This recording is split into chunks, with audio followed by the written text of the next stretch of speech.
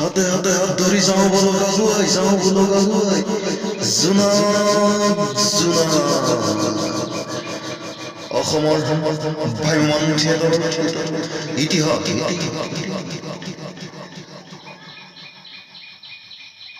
ভিডিঅ'টি আৰম্ভ কৰাৰ আগতে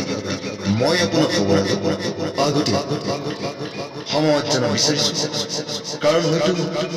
অজানিতে ক'ৰবাত ভুল ভ্ৰান্তি হৈ যাব পাৰে সমালোচনা বিচাৰি মই আপোনাৰ খবৰ আগত বিপ্লৱ সিংহ নটৰাজ থিয়েটাৰৰ প্ৰথম বৰ্ষ সকালগা চলন্ত মঞ্চ অভিনেতা অভিনেত্ৰী অভিনয়ৰ মঞ্চ নাট মঞ্চস্থ কৰাত কিছু অসুবিধা হৈছে আৰু অসুবিধা দূৰ কৰিবৰ বাবে অচিত্য লাভ কৰে কিছুদিনৰ বাবে থিয়েটাৰ বন্ধ কৰিব ওলাইছিল কিন্তু কোনজন ব্যক্তিয়ে অচিত্য লাভ দেৱ থিয়েটাৰ বন্ধ নকৰিবলৈ কৈছিল আৰু সেই একেজন ব্যক্তিয়ে এই বুলি কৈছিল যে মই মঞ্চৰ টোপনি মাৰি দিম এই উৎসাহী ব্যক্তিজন কোন আছিল উত্তৰ মিস্তি ৰজনী দত্ত নটৰাজ থিয়েটাৰে 1977 চনত অসমৰ বাহিৰত নাট প্ৰদৰ্শন কৰিছিল নটৰাজ থিয়েটাৰ অসমৰ বাহিৰত নাট প্ৰদৰ্শন কৰা ঠাইকেইখনৰ নাম কি আছিল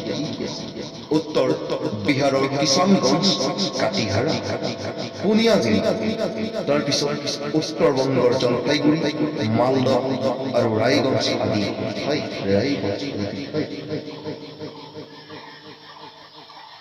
নটৰাজ থিয়েটাৰ কোনখন চুবুৰীয়া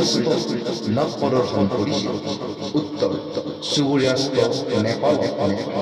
নেপালৰ বিৰাটনগৰ আৰু এখন ঠাই বিৰাটনগৰ আৰু নটৰাজ থিয়েটাৰৰ নাটকৰ সংলাপ সংশোধন আৰু দৃশ্য সালসলনি আদি কামবোৰ অচিত্য লহকৰদেৱে কৰিছিল আৰু এইবোৰ কৰি থাকোঁতে এদিন অচিত্য লহকৰদেৱ নাট্যকাৰ হৈ পৰিল অচিত্য লহকৰৰ কেইখনিমান নাটকৰ নাম কি উত্তৰ আমেৰিকাৰ পুতলা ডক্টৰ এৰিনা অভাগিনীৰ সংসাৰ আদৰ্শৱতী নাৰী আল্লাহ ঈশ্বৰ দুলীয়া পৰাজয় উষা অজেয় ভিয়েটনাম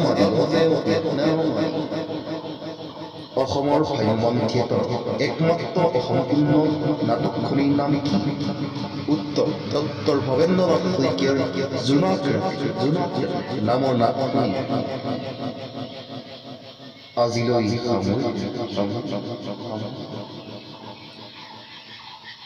সদৌ শেষত